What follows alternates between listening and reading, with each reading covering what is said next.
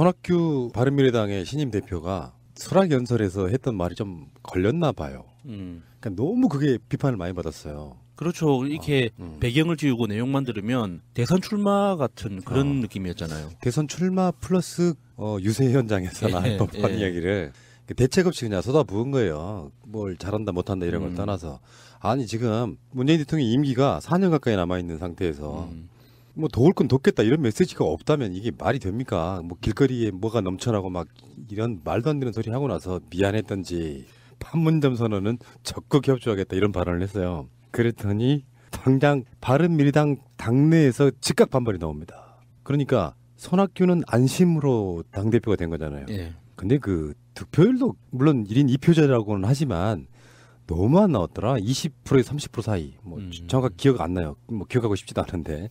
근데 그 상황에서 나머지는 다 바른미래당계잖아요. 하태경, 이준석, 예. 권은희 이런 사람들이 대부분 다 바른정당계죠. 바른정당계인데 아무튼 정말 이 당도 좀 재밌어지겠어요. 그러니까 손학규 대표가 당 대표로 선출되고 나서 일성 중에 하나가 당의 화학적 결합을 이제 이루어내겠다고 이야기를 했잖아요.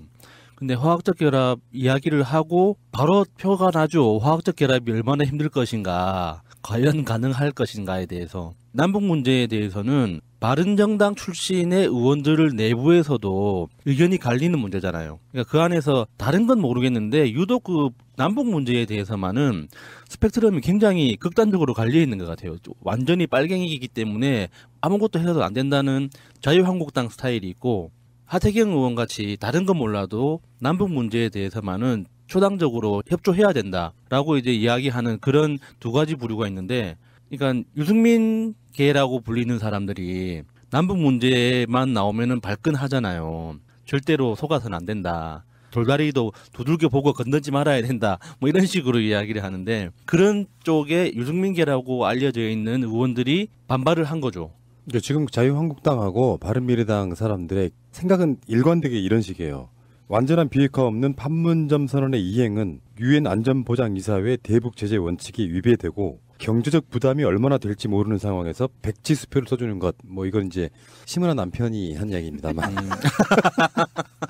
그게 더 훨씬 더 유명하죠. 그렇게 그러니까. 이야기하는 게.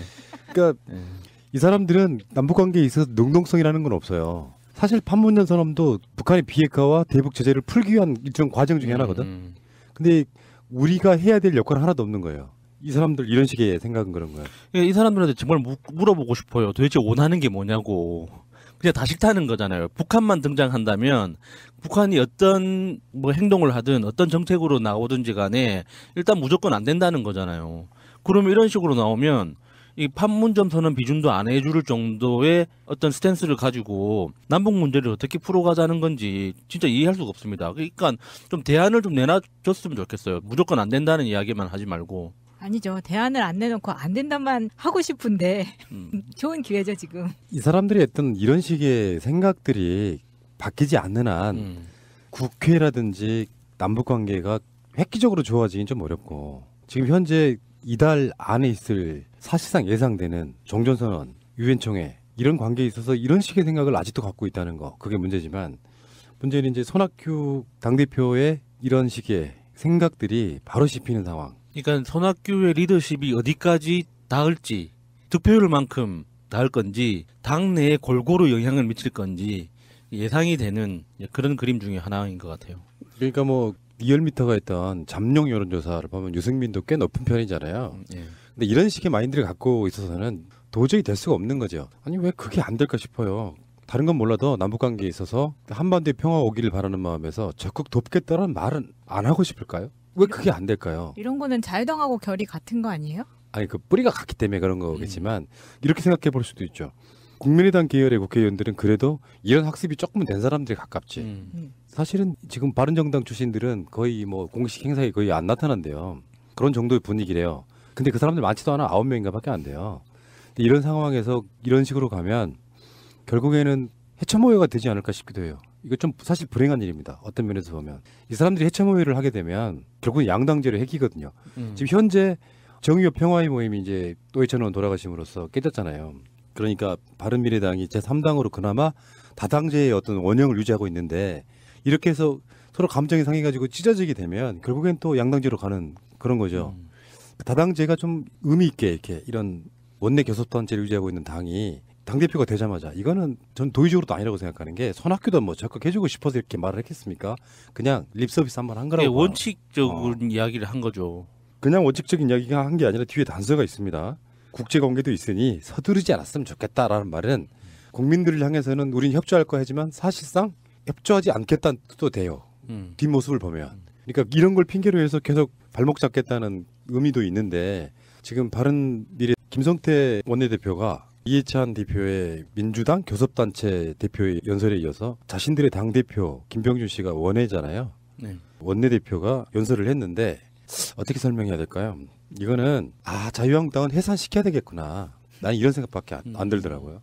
저는 실무 경험이 있어서 그런지 보좌관들 정말 고생했구나 하는 생각을 먼저 했습니다. 그 분량이 상당하거든요. 우리 교섭단체 연설이. 그런데 그거를 챕터별로 딱딱 정리를 해가지고 지금 문재인 정부에서 시행하는 모든 정책들을 왁구를 잘 짰더라고요. 딱 시간 배분을 잘 해가지고 그런 참신한 표현들을 많이 또 생각을 해냈길래 야 보좌관들 고생 많았구나 싶더라고요.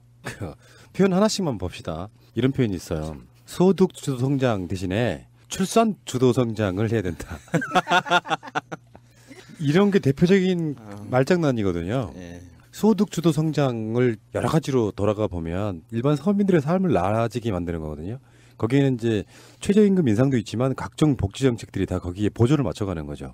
최근에 아동수당 부분이 이용호 의원이라고 지금 무소속으로 가 있는 의원 있죠. 국민의당에 있다가 국민의당 정책위 의장인데 이분이 반성문 하나 썼어요. 최근에.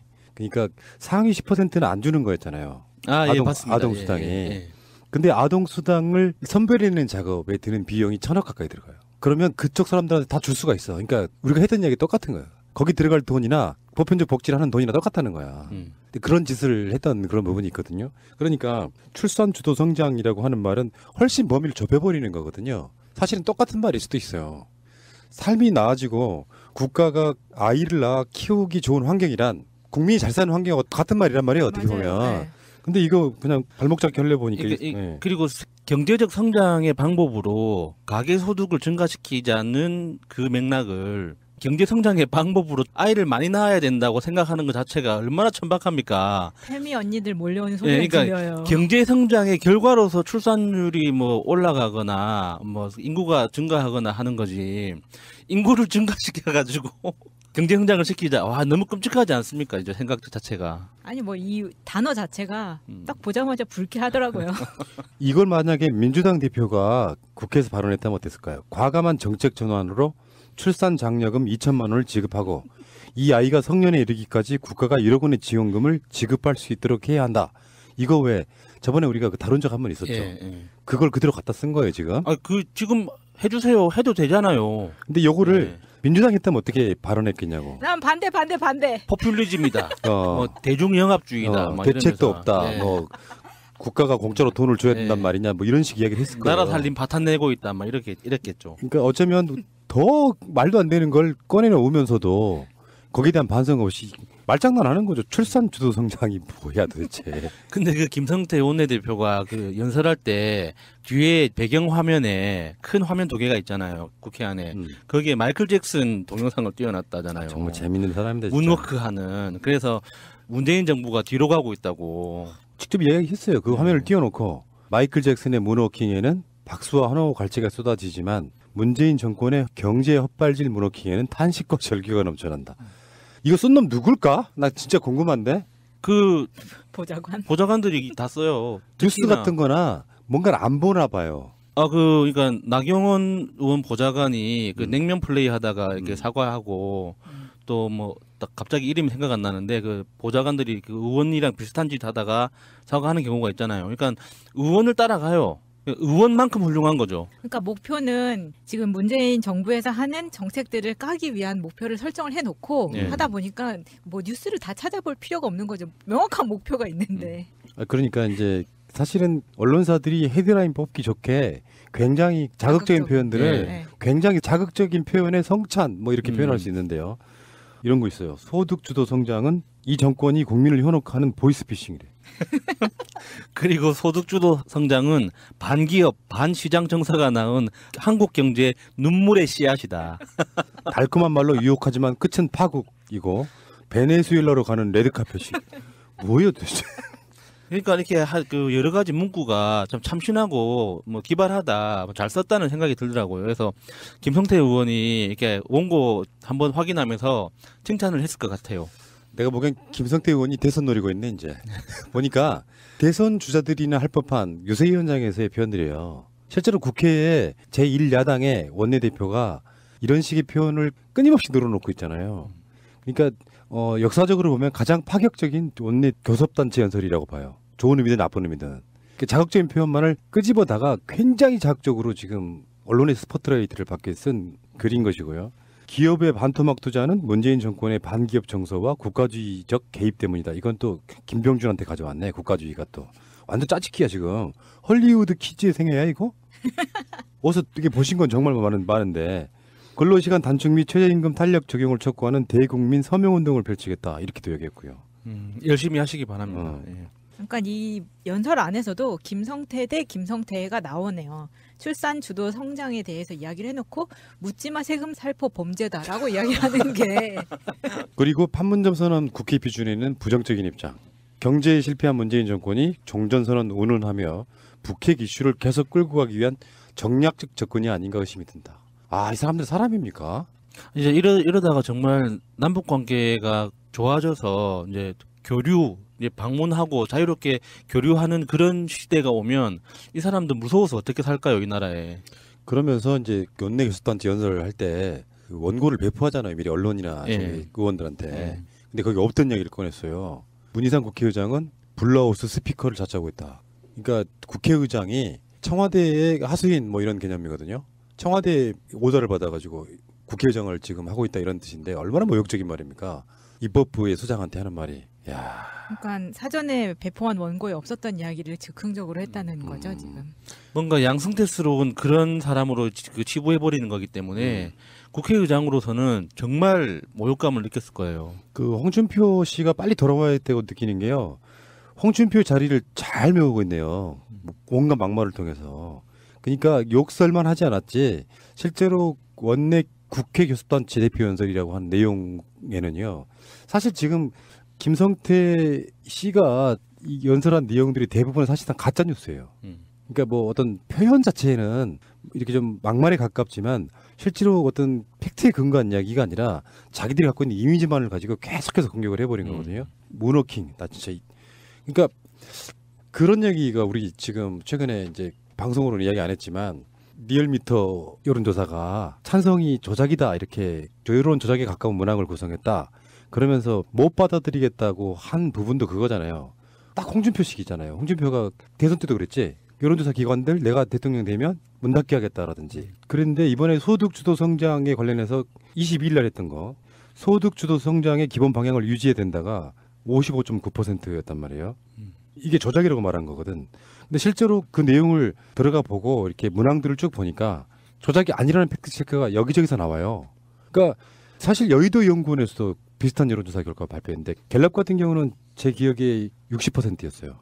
찬성이. 네. 여의도 연구원에서 나온 여론조사는 효과가 나올 때까지 지속적으로 추진해야 된다가 28.3 그리고 부분적 보완은 19.9 정책 방향 수정은 25.8 정책 폐기는 21.0 이런 식이었거든요. 기본 방향 유지하겠다. 그러니까 긍정적으로 답한 게 48.2고요. 수정하거나 폐지해야 된다가 46.8 이런 식이란 말이야. 물론 여의도 연구원에서 여론조사는 자유한국당의 여론조사와 거의 비슷하잖아요. 그러니까 이런 상황에서 대체적으로 여러 가지 팩트 체크를 해보니까 제대로 된 문항이었다는 것이 나와요. 네. 근데 그럼에도 불구하고 끊임없이 가짜 뉴스를 유포하고 있는 거예요. 그러니까 소득주도 성장이라는 정책에 대해서 설명을 하다 보면 그 방법에 대해서 이야기를 하게 되잖아요. 기본적으로 가계소득 증가, 그리고 가처분 소득 증가, 사회 안정망 확보 이렇게 이야기를 들어보면 그 이야기를 듣고 싫다고 할 사람이 누가 있어요. 가계소득 증가 내 이야기잖아요. 가처분 소득 증가 내가 써야 될 돈을 줄여준다는 거잖아요. 괜찮네.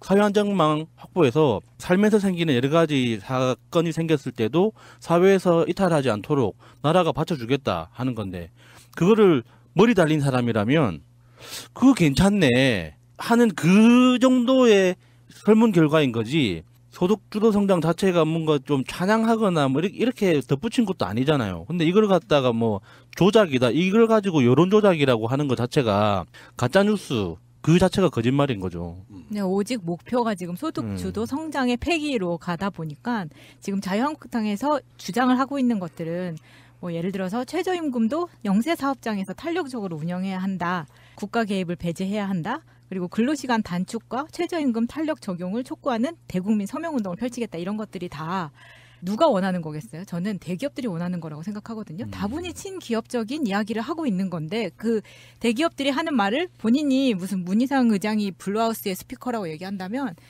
김성태 의원은 지금 대기업들의 스피커로 이야기를 하고 있는 거예요. 그런데 설문조사나 이런 여론조사에서 나오면은 당연히 국민들이 원하는 것이 무엇인지 난 자유한국당의 대표들도 다 알고 있다고 생각하거든요. 그래서 이 사람들은 진실이 뭔지를 알고 있기 때문에 더더욱 이렇게 가짜 뉴스와 함께 말도 안 되는 주장을 하고 있다. 이렇게 그러니까 뭐 생각합니다. 네이밍이 어떻게 됐건 간에 기업들한테 더 이상 낚시 효과가 없다는 건 누구나 다 아는 사실이에요. 사내유보금, 뭐 부동산 투자, 그리고 일자리는 안 늘어.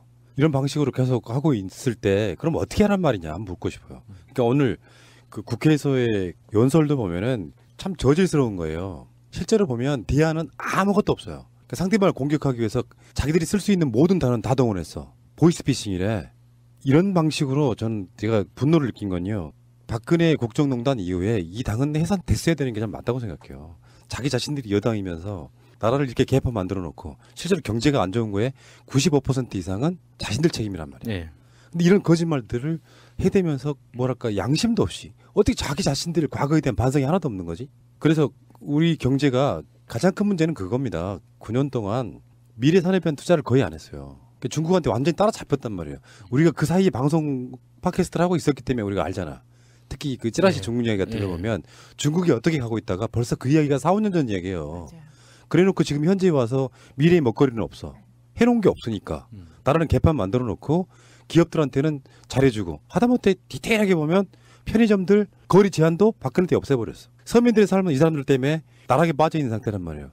그것을 받아서 쉽게 표현하면 똥 치우는 작업도 해야 되고 잘 먹고 잘 살게 해야 되는 상황이면 여기서 이런 식의 국회 연설을 해야 됩니까?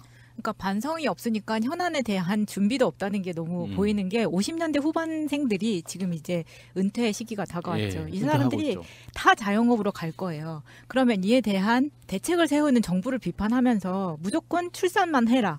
이것도 돈이 있어야 출산을 하는 것이기도 하지만 지금 당장은 출산 주도 성장으로 소득 주도 성장을 대체해야 된다는 거는 아예 말이 안 된다는 거죠. 그러니까 출산 주도 성장도 그 돈을 어디서 갖고 오냐고. 이 사람들한테 돈 주는 거잖아요. 네. 그러니까 문재인 대통령의 제일 공약 중에 하나는 일자리 대통령이잖아.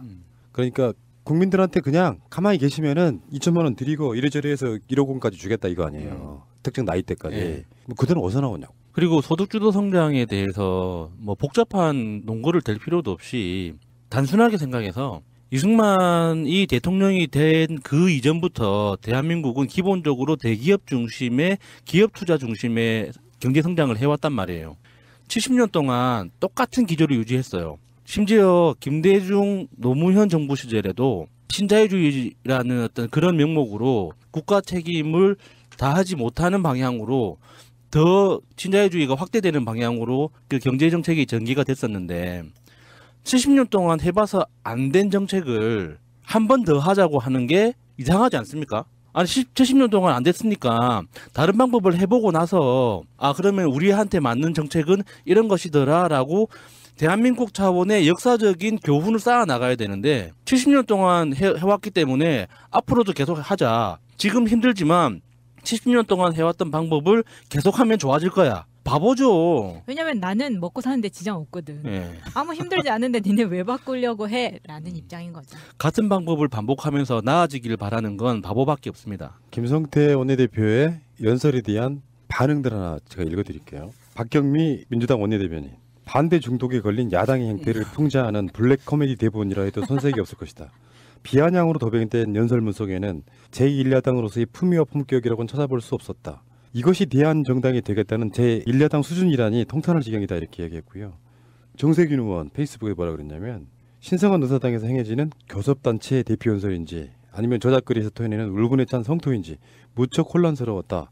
아무리 야당이라 해도 금도를 넘어서선 곤란하다. 품격 있는 언어, 합리적인 의정 활동으로 제대로 된 야당의 모습을 보여주길 바란다. 이렇게 얘기했고요. 바른미래당은 이렇게 표현했습니다. 그의 연설은 재미는 있었을지 모르나 감동이나 품격도 없어 아쉽다. 현실적인 대안도 부족했다. 세금 퍼주기, 포퓰리즘을 운운하며 대안 없는 비판만 하던 한국당이 한술 더 떠 출산 장려금을 2천만 원씩 지급하겠다고 했다. 제1야당이 똑같은 포퓰리즘 정당이 되어간다. 대안 정당 선언은 환영하지만 개념 없는 대안은 아쉽다. 이런 식의 표현이었고요. 민주평화당은 지난 9년 정권에 대한 반성도 대안도 없는 퇴행적인 연설이었다. 매년 32조 원을 투입해 아이 한 명당 1억 원씩 지급하자는 주장은 미흡하나 옳은 방향이다. 돈이 없으면 결혼조차 못하는 현실에서 형년에 대한 청년수당으로 지급하는 것이 적절하다. 이런 식이었고요. 정의당은요. 현재 소득주도 성장이 가시적인 성과를 내고 있지 못하다면 지난 시절 정경유착으로 막무가내로 기업과 기득권의 편만 들면서 잠재적 경제 성장 동력을 짓누르고 있던 한국당의 책임이 가장 크다고 할 것이다. 뭐 이런 식의 비판 일색의 반응이 지금 나오고 있습니다.